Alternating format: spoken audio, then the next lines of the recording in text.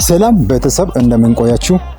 በእውነት የስኬትን ምስጢር ከንብና ከዝንብ ሕይወት መማር ትፈልጋላችሁ?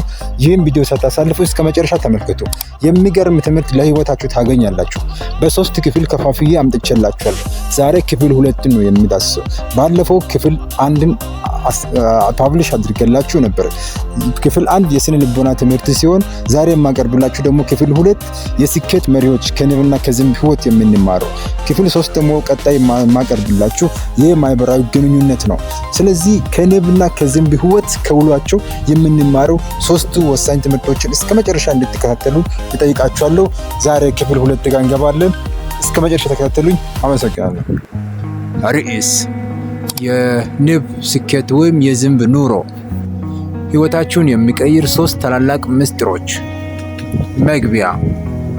ባለ ታሪኩ በተመሳሳይ ዓለም ውስጥ ይኖራሉ።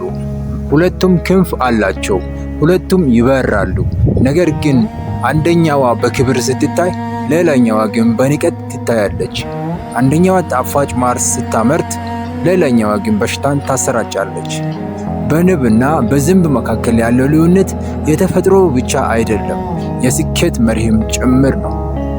ዛሬ ከዚህ 2 ፍጥረታት የምንማራቸውና ሕይወታችንን ወደ ስኬት ማማ የሚወስዱ 3 ታላላቅ መሪዎችን እናያለን። ለዚህ ቻናል አዲስ ከሆናችሁ ሰብስክራይብ አድርጋችሁ ቤተሰብ እንድትሆኑ እጠይቃችኋለሁ። ቲክቶክ አካውንትንም ፎሎው እንድታደርጉልኝ እጠይቃችኋለሁ። መሪ 1 ትኩረትን ለስኬት ማመቻቸት። ባለ ታሪኩ ንብ በሺህ የሚቆጠሩ እሾች ባሉበት የአትክልት ስፍራ ውስጥ ብትሆንም አይኖቿ የሚያየው እሾውን ሳይሆን መሃል ላይ ያለችውን አበባ ነው። ዝንብ ግን በአንጻሩ በሚያማምሩ የንጉሥ ገበታ ላይ ብታርፍ እንኳን አይኖቿ የሚፈልጉት አንዲት የቆሻሻ ቦታ ነው። ለእኛ የሚሰጠው ትምህርት ስኬታማ ሰዎች እንደ ንብ ናቸው። በችግር ውስጥ እድልን፣ በውድቀት ውስጥ ትምህርትን፣ በጨለማ ውስጥ ብርሃንን ያያሉ። ዓላማ ቢስ ሰዎች ግን እንደ ዝንብ በሰዎች ስህተት በማማረር እና አይሆንም በሚሉ ሀሳቦች ላይ ጊዜያቸውን ያጠፋሉ። የትኛው ላይ ነው የምታተኩረው? መሪ 2 ስርዓት ያለው ትጋት።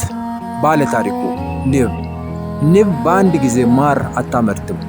ከአበባ አበባ እየበረረች በትንሽ በትንሹ እየቀሰመች በታላቅ ስርዓትና ትዕግስት ትሰራለች። ዝንብ ግን ትጋት የላትም። በየቦታው ትበራለች፣ ትጮኻለች፣ ትረብሻለች፣ ግን መጨረሻዋ ባዶ እጅ ነው።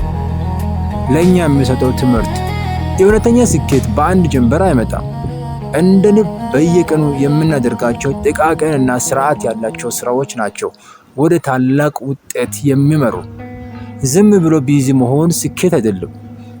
ስኬት ውጤት ያለው ስራ መስራት እንጂ። መሪ 3 እሴቶች መፍጠር። ቫልዩ። ባለ ታሪኩ ንብ ዓለምን ትጠቅማለች፣ አበባውንም ሳታጠፋ ታበቅላለች፣ ለማህበረሰቡ ማር ትሰጣለች። ዝንብ ግን በሄደችበት ሁሉ ትበክላለች እንጂ አትጠቅምም። ለእኛ የሚሰጠው ትምህርት ትልቁ የስኬት ምስጢር እኔ ምን ላግኝ ሳይሆን እኔ ምን ልስጥ የሚለው ጥያቄ ነው።